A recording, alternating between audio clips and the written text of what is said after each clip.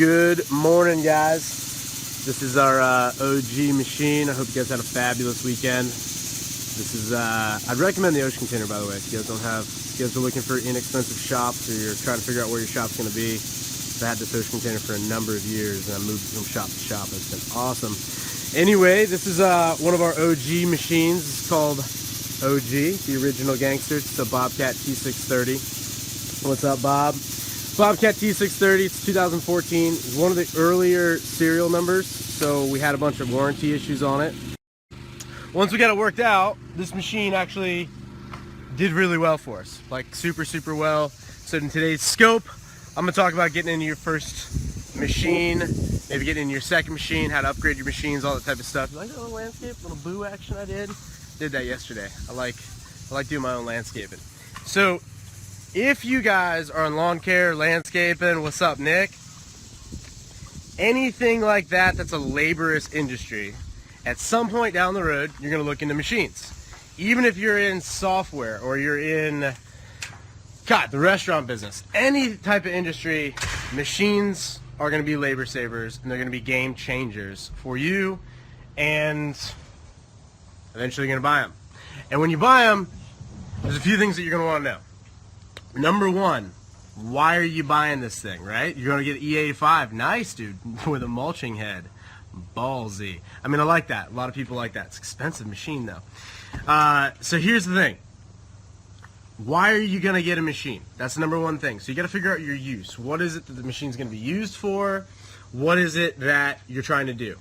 And the number one reason that you get a machine is because you are trying to save labor. So that's the first thing you want to calculate is, what do I spend in this task labor-wise, and how can I reduce it? So when you start out, I recommend always renting the different machines that you're playing with, right? Because you might start thinking like, oh, I see a couple other guys using this type of machine, so that's where you start. You kind of like look around, copy what you think is working, rent it, and find out what you don't know. Example being, if you're in the landscape industry, a big difference in the type of jobs you can do are, do you have tracks or do you have wheels? Both are good and bad. It just kind of depends on the tasks, and you really don't know which one's going to work for you until you actually get into it. So renting a machine is a great way to not make any errors and learn a lot. So the first little bit is just bidding jobs that you need that type of machinery for, and then figuring it out. Now sometimes on a smaller machine, like let's say it's a weed eater or a chainsaw or anything like that, you're not going to really get the opportunity to really rent it. You could rent it, possibly rent it from smaller, rental places, but ultimately it's going to be harder to rent that machine. But the larger scale it is, oftentimes you can rent the machine or you can demo the machine. So it's the first thing you want to do is you figure out, what are you using it for, what's the actual dollar number that you're saving in labor, and then can you rent it anywhere, can you play with it, can you figure out is that the right unit for you. The next thing you want to do is getting in your first one. I recommend getting your OG, your paid off piece of crap old school machine. Kind of like, it's not my main business yet, but I'm playing around with it, but I'm not committed to it. Now the problem with an older machine is sometimes you have breakdowns, you have repairs, and you got to factor that in. But by not having a payment or not being committed to a finance agreement long term, you're not going to be backwards on the machine. So if you buy it right and you decide, this isn't really for me, or I'm learning, I'm getting a lot of customers, and I want to upgrade, then you have the ability to do that. And you also have your down payment if you do upgrade. Now, when you start to upgrade, I'm going to talk about skid steers, track loaders, excavators, tractors, stuff like that in my industry. To your first machine, you go ahead and you go get your upgraded machine, right? This is kind of like the prettier machine, kind of like dialed in. It's got a few options that your old one didn't have because you just didn't know what you didn't know. And so now that you've learned a lot through the process, now you're ready to go and upgrade your machine. The number one thing that you want to do when you're picking a machine in this case is pick the product.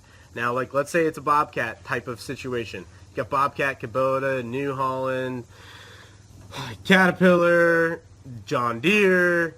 Most of them, just like Fords and Chevys, are going to be pretty much the same, but there's going to be a few little differences. There's going to be a couple things you like here. You like the buttons there. This one's got a Kubota diesel. This one's got a Cat diesel. Which one do you like? Which ones are like good and bad? Look at the parts and the service on the service prices. So what does the dealer charge for labor on each one? You're going to figure out pretty much they're all going to be pretty much the same. Caterpillar is going to be way more expensive than like most other things, but you want to kind of spec that out. What does a fuel filter on this thing cost? What does an air filter? What does an oil filter? And you just want to record that amongst the 3 different things. But the number one thing is going to be the dealer. So the product is very important. Getting a good product is better than getting a crappy product, but getting a damn good dealer is better than anything in the world. So the product could be perfect, but the dealer could be horrible. And if your dealer is horrible, when that product goes down or you need help with anything, you're kind of SOL. So a lot of sales guys are great before the sales. A lot of sales guys are excellent after the sale.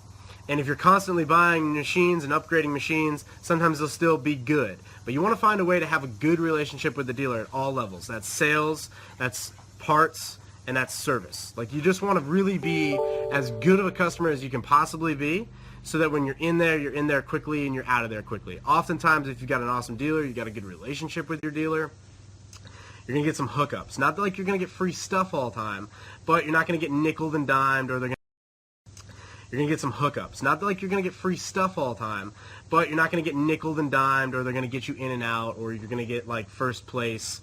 Like when you walk into the dealership, they might have a couple other projects going on. They might drop what they're working on to get yours out the door. And that's like a huge, huge deal. After that, after you've picked an awesome dealer, a really good product, you got to figure out the terms. And the terms of a machine, let's just say you're buying a new machine, and you've already gone through your OG phase. Maybe you kept your OG, maybe you traded your OG in. But if you're getting into a large machine, sometimes it makes sense to finance that machine. It really does. Because if you've got laborers on your landscape crew, and they're $3,000 a month or $2,000 a month, whatever their paycheck is, and you go get a machine to replace 3 of them for $1,000 a month, like, why wouldn't you save $5 grand a month, right? Like, if you got labor at 6, why not let go of 2 of those guys, keep your best guy, and go get a machine, and you and that best guy can go do way more work than you were doing with you and 3 other guys. So it makes sense. It also makes sense to pay that $1,000 payment while you're paying something off, rather than paying out labor. So the whole reason we're getting a machine, right, from the top, is we're saving labor. So labor is an expenditure that's going out every single week. A machine is the same thing. It's going out every single month. So that's another difference, is that the cash flows aren't weekly or bi-weekly. They're monthly, which is kind of nice. You've got a whole month to put together that payment. You don't have to have payroll ready on Friday, or you don't have to have payroll ready every other Friday. But you're also paying down on your own situation. When I say terms, that's the interest rate on it. So how much you put down is going to directly influence your interest rate. Right now, the economy is in a really good spot. It's not always going to be like that, but a lot of things out there are 0% with 30% down. I don't care if you have a credit score or not. You put down 30% down, you're pretty much getting 0% at most manufacturers. If the terms are bad, like the product's great, the dealer's awesome, but the terms are really, really steep, sometimes it's a deal breaker. But those are the 3 things you want to figure out when you're at that second phase. So, recap on the entire scope. You want to figure out what it is that you're saving in labor. Why are you getting a machine? You want to rent that machine and see if it's really for you. Do you need the excavator? Do you need the skid steer? Do you want wheels? Do you want tracks? You got to figure that out. Do you want a tractor? Is 50 horsepower enough horsepower? Right? Because you might rent something like that. I did one time. I rode a Terramite. I thought it was awesome. It was like freaking baller. And then once I got it, I realized it couldn't pick up anything I needed to pick up. Like it looked cool, but it just didn't work. And I was glad I didn't buy it. I rented that thing for a week, and I was like, man, I'm so glad I didn't buy this thing, because I was about to buy it. Then, once you've kind of figured that out, you want to figure out your OG machine, your used, paid-off machine, just your machine that gets you in the door.